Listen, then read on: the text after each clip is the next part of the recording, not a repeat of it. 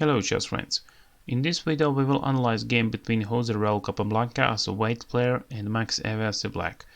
They played this game in 1931 in Amsterdam, and Capablanca opened the game with the move d4, Euwe continued with the knight to f6, we have knight to f3 and then d5. After that c4, c6 and knight to c3. This is the Slav defense, so d capture on c4 and then a4.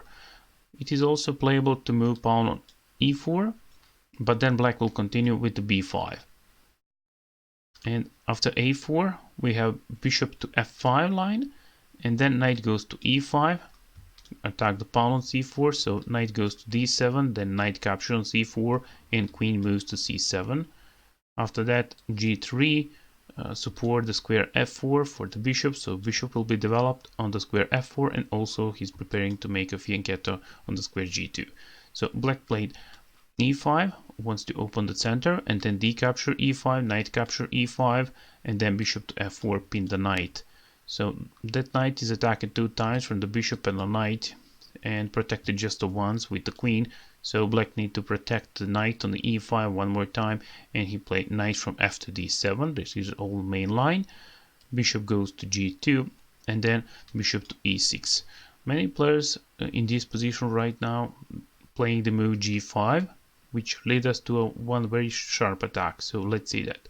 White will play knight to e3, attack the bishop on f5, and then g capture on f4, knight capture on f5. Black will make the long castle, then queen goes to c2, and after knight c5 white will make the short castle. So as you can see, king on g1, black king on c8, so opposite castles are on the board, and that will result with a very sharp attack.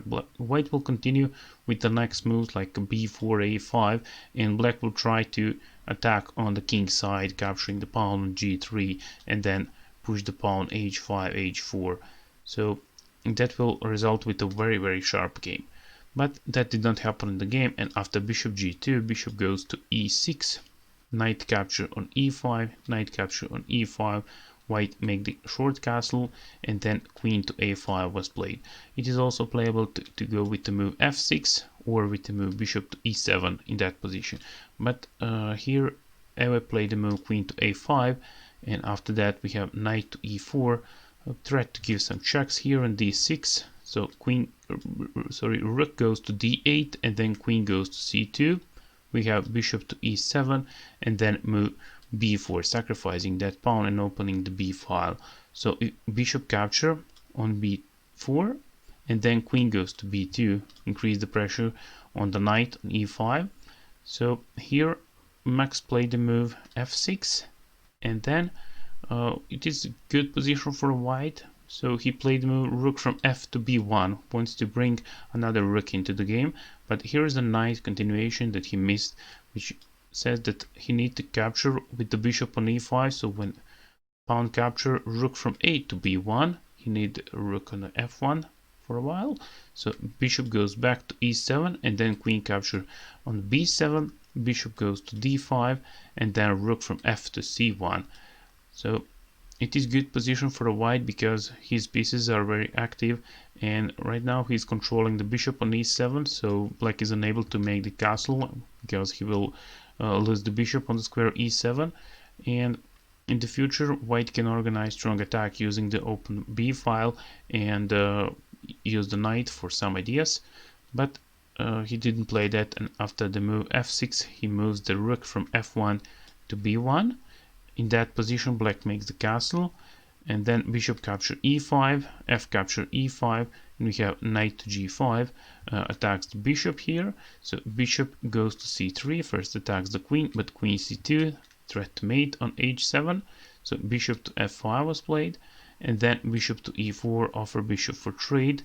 Black don't want to capture first, so he played g6, and then queen a2 gives the check, king goes to g7, and we have a rook capture on b7.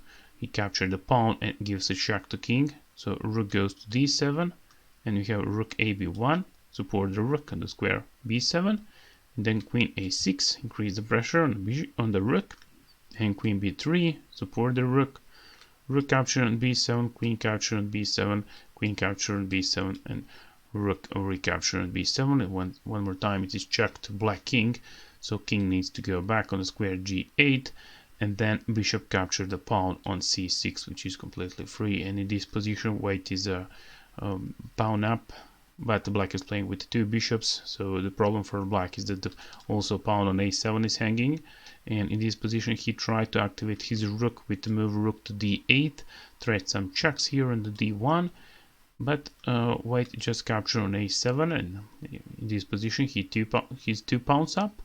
Rook goes to d6, attacks the bishop, bishop to e4, offer bishop retreat, and then bishop goes back to d7.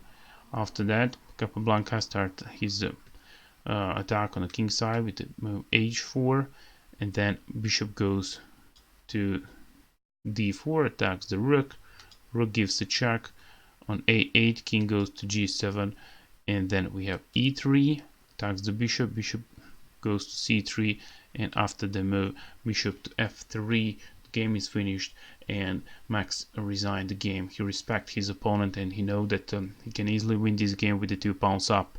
So in this particular position he resigned the game. Also, he's playing with the 2 bishops, but they're not very strong. In the future white can play something like knight to e4, attacks the rook and the bishop, so that will result with an easy win for Capablanca. So I hope that this game analysis was instructive for you. If that is true, please let me know that in the comment section below. And thank you for watching this video. I hope you enjoy, and see you in the next game analysis. Bye bye.